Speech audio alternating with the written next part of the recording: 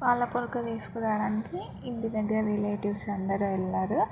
ఒక 20 నుంచి 30 మెంబర్స్ దాకా వెళ్తారంట. వాళ్ళ ఇంటి దగ్గర రాగానే, అంటే కొంచెం ఇంటి ముందరికి రాగానే అక్కడ ఆపి, మళ్ళీ మన ఇంటి దగ్గర నుంచి అత్తయ్య, ఎవరైతే మంగళహారతి పట్టుకుంటుందో అత్తయ్య వెళ్ళి వాళ్ళందరికీ ఒక 20-30 మెంబర్స్కి అందరికీ బొట్టు పెట్టి, వాళ్ళ ప్రతి ఒక్కరికి టవల్ కప్పుకొని మళ్ళీ బ్యాన్తో ఇంటికి తీసుకొని వస్తారన్నమాట.